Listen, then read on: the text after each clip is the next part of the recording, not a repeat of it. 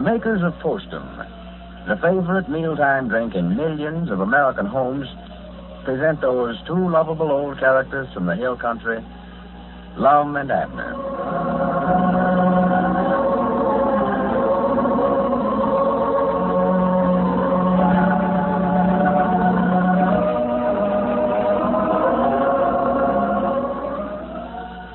Last night, when it came time for someone in your family to fix the furnace before going to bed, did this happen to you? Tom! Tom! Don't make so much noise with that furnace, do you hear me? You know how nervous I am, and you're just making it worse. I can't stand it. Well, if that has ever happened in your home, in fact, if any of the usual noises around the house that should not upset you do affect you that way, well, just consider this possibility.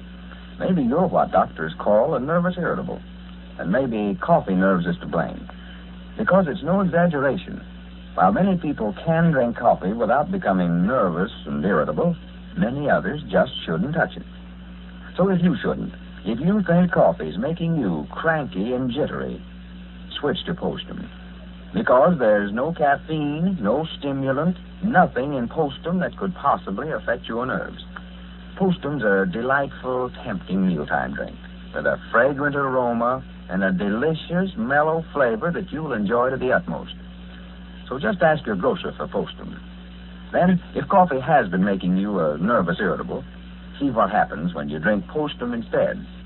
In a couple of weeks, see if you aren't mighty glad you switched to Postum. And now, let's see what's going on down in Pine Ridge. Well, friends, Lum and Abner are really in trouble. As we left the old fellows last Wednesday, an inspector from the post office department was telling them he had to take them into Little Rock for questioning about their unauthorized post office. Abner has returned to Pine Ridge, however, and as we look in on the little community today, we find him over at the Jot'em Down store talking to Grandpappy Spears. Listen. I'd love to help the worst way, Abner, but I don't know nothing I can do. Well, you could tell him that you told us to put in another post office here in town. Well, I'd be glad to tell him that. I don't know what good it'd do, though. I ain't got no authority to go around telling people they can put in post offices. Well, you're acting as postmaster while Dick Huddleston ain't here. Yeah, but even Richard couldn't give permission. You got to get a license from the government to put in one of them things, Abner. Yeah, well, Dick's over there at Little Rock today. I called him over at Malvern yesterday and told him what happened, and he said he'd go over and talk to him, see if there's anything he could do to help. And yeah, I know he'll be glad to help if he can, but I don't know nothing Richard could do. Well, he knows them fellas over there. He's been postmaster here for so long and all, you know. Well, what all did they say over there yesterday? Did they have you in court or just... No. They just had us up before the post office inspector, or whatever they call him. That there detective that was down here tattletaled on us. Said he'd bought some stamps from us for less than the regular price, and I found out that's against the law, too. Yeah, I feared I was going to get you in trouble cutting the prices that way. Well, it ain't against the law to cut the price on eggs and sugar and stuff like that. Yeah, but that's different. The government's selling them stamps, and they don't allow nobody to cut under them on the prices, neither. Yeah, well, they had Lum charged with something else there, too. I forget what they called it now. But it was when that detective come in here and wanted to buy a money order, and Lum never had no money order blank, so he just gave him his personal check for it. Oh, my goodness. Well, no wonder they're holding him. Well, his check's good. They'll collect the money on it. But you can't do that, Abner. I know. He found that out. And on top of that, why, they got him charged with tampering with the United States mail, running an unlegal post office without telling us that we could. Well, you was mixed up in that just as much as Lum. How come I'm going to let you go and keep Lum over there? Why, Lum taking all the blame. And that detective told him that he never had no evidence against me. So they finally let me go. Well, you're lucky to get out of it. Oh, yes. But now I've got to get Lum out of it somewhere or other if I can. I wanted to stay over there and help, but he said for me to come on back and put on a sale here in the store, raise all the money we can so as he can hire a lawyer to fight the case for him. You going to put on a sale, are you? I done got it on. Well, I never seen no signs or nothing. Oh, no, I decided to cut down on expenses, too. I ain't going to advertise now. Well, how folks gonna know you got on a sale, for goodness sake? Well, I'll tell them when they come in here. I told Sister Simpson this morning. I nearly forgot it till she started out of the store, and I happened to think about it. So I give her back $3 on what all she bought. For goodness sake, you can't raise no money that way. No, just thinking a while ago, I don't believe that sale idea Lum had was a very good one. Well, Abner, you gotta advertise. Let folks know that you got... Here comes Squire Skimp. I notice he knows law matters, Grandpap. He might have some ideas on how to get Lum out of this mess. Yeah, he's got out of enough trouble himself. He ought to know how to get somebody else out. Yeah. Come in, Squire. Yeah, howdy, Squire. Well, good morning. How my old friend this morning? Oh, tolerably well, I reckon you heard about Lum, didn't you, Squire? Yes. Cedric Whelan was just telling me about it a while ago.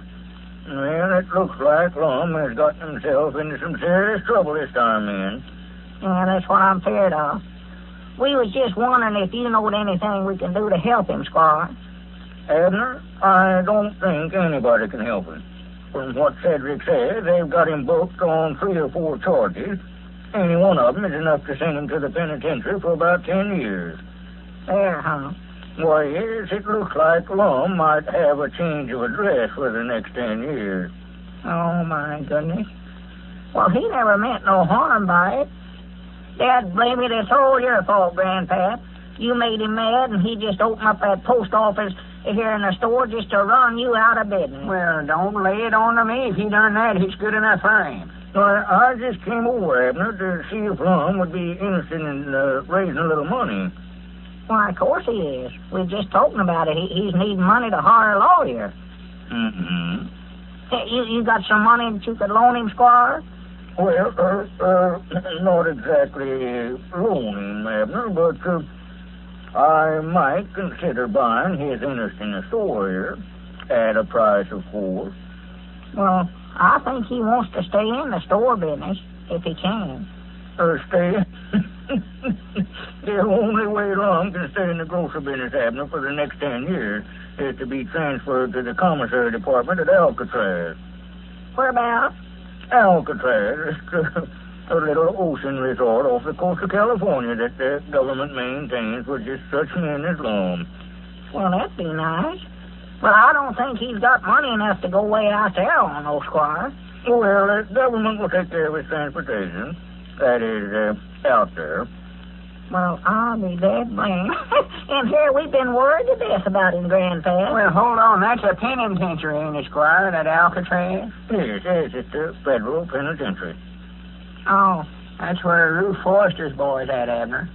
In a penitentiary? Why, sure. Ruth thinks he's in the Navy because he talks about looking out across the ocean every day, but the boy's in jail where he's at. Well, I thought he was in college. Heard somebody say he's in Alcatraz. I thought that was a university. No, they got him for using the mails to defraud, selling them hound dogs of his through the mail, claiming all sorts of things about him that weren't so. Well, I do know. His mama had a hen from him not long ago. He ain't at all satisfied there at Alcatraz. Told her in the letter that he'd rather be home. Well, when you see Lum, Abner, or talk to him, you might mention that I stand ready to talk business with him on this store deal. Well, I'll tell him, but he ain't mentioned yet about wanting to sell, Squire. Yes, well, I've got to get on over the place. And if you hear anything, Abner, why, let me know. Yeah, all right, Squire. I hope Lum won't sell it to him, though. I don't know of any one feller I'd rather have as a partner less than him. Oh, no. Just sitting here wondering, Abner, I reckon it'd help any if we circulated a petition around here, got everybody in town to sign it, and taking it over there to Little Rock. Petition for what? For them to turn Lum loose. Oh, I don't know. We can try it. I know that might be a good idea, Grandpa. Yeah, let me get a pencil and paper. I'll sign my name to it. There's a tablet right there, Abner. Get a big one. May as well just use a new one. Yeah. This one will be all right. Here now. You sign your name right there on the top line, and I'll sign my name right under it there. Well, wait a minute. We got to say something up here at the top. At the top? You know, we the undersigned and all that stuff. Oh, yeah. What all is it they say up there? That's all. Don't know something about it. We just have to make something up. Yeah, that's it. Who it may concern. Yeah, that sounds legal. We, the undersigned, have known Lum Edwards for years.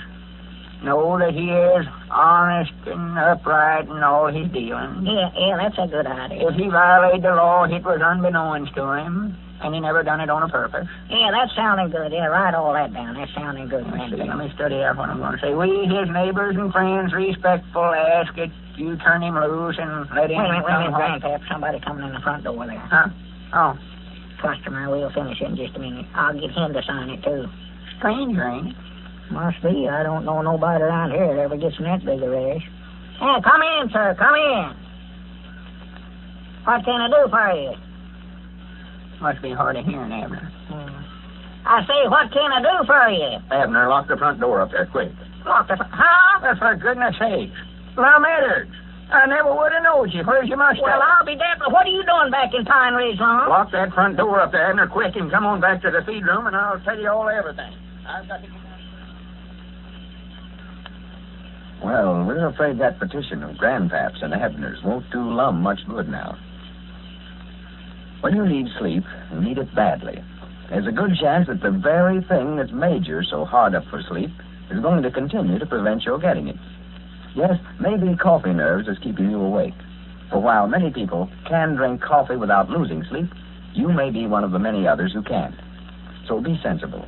If you find coffee stands between you and a good night's sleep, switch to Postum. For Postum contains no caffeine, no sleep-disturbing stimulant whatever. And a hot, steaming cup of Postum is simply delicious. Fragrant and mellow as can be. Postum's wonderfully economical, too. It actually costs less than 1/2 cent a cup. So if coffee robs you of precious sleep, drink Postum instead. See if you don't benefit from the change in just a few days. And after giving Postum a fair trial, say for 2 weeks, see if you aren't getting all the sleep you really need. Ask your grocer for Postum tomorrow. There's a reason.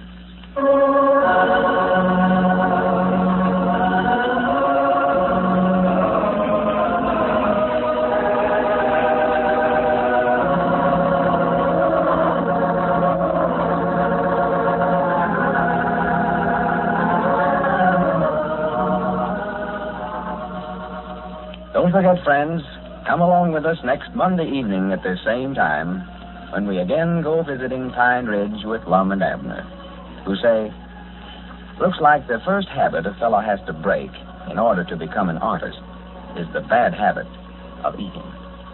Lou Crosby speaking. And remember Postum, your best bet for a... Remember?